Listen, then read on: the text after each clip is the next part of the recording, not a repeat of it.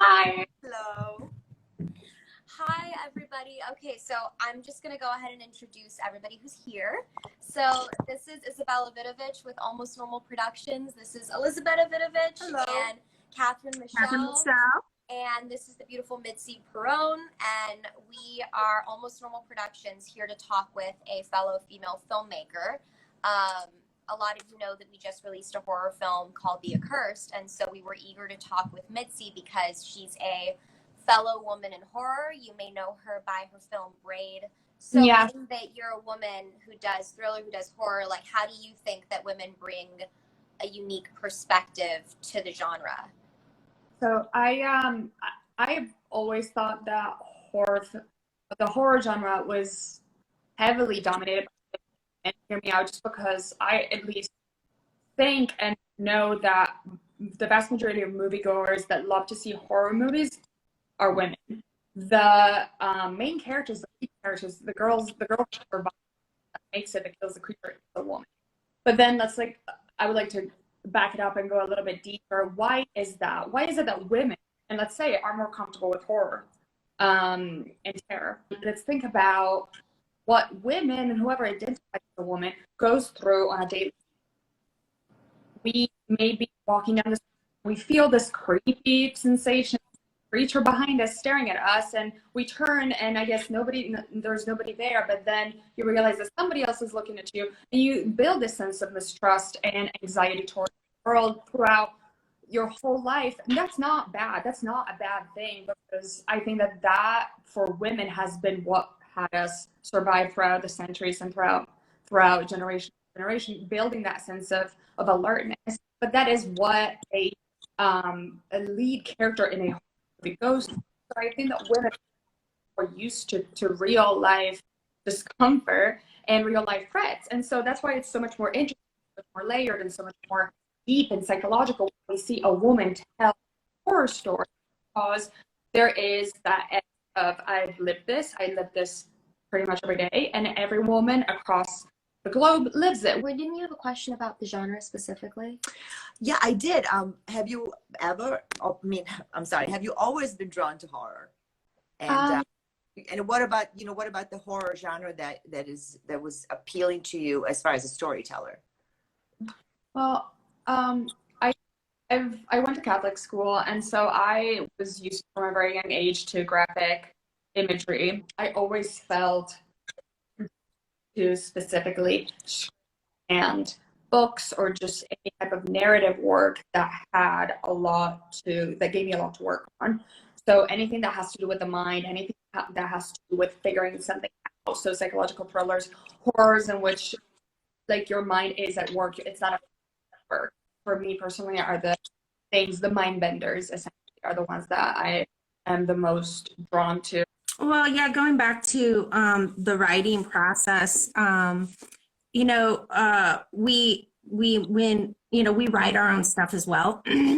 We only produce what we've written, and we have kind of a unique writing process because there's 2 or 3 of us on these scripts. But I'm curious, like when you were writing Braid, like what we'll do is we'll actually jump up and start blocking out scenes as we're writing, and we're talking about color as we go. I mean, how much of that was in the forefront of your mind when you were writing? Like how close did you stay to your script when you were shooting, and how much of like the post process or the shooting did you think about during your writing, if that makes sense?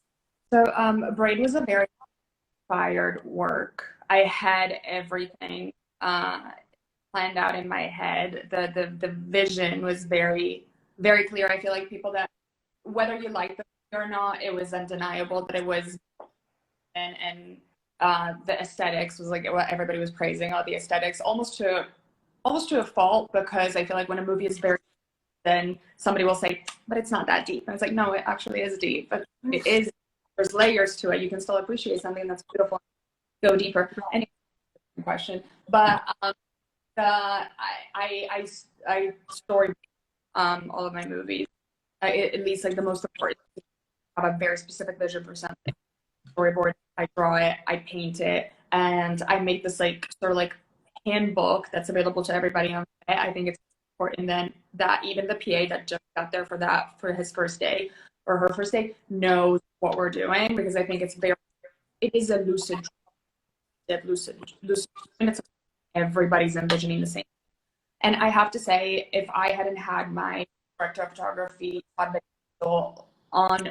by my side and literally inside my brain from day one, we wouldn't have had such a smooth execution, because the script was long what we ended up shooting.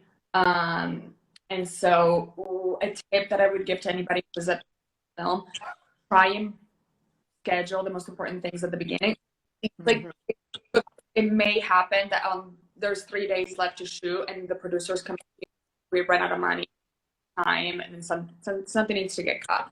And so if you can just like try and, but fortunately that didn't happen on anything major on the script. The integrity of the vision and the color schemes, except everything stayed. I feel like there's definitely a few just like nuances of character that got lost because I was told we don't have any more money. And that happens, and it is. That sounds familiar. We've learned it's so important to just have like a really tight crew that you trust and that you know is going to be there for you, because when you're working on a lower budget or when you're working on an indie film, like you don't have billions of people supporting the project. You've got your group. You've got your core group.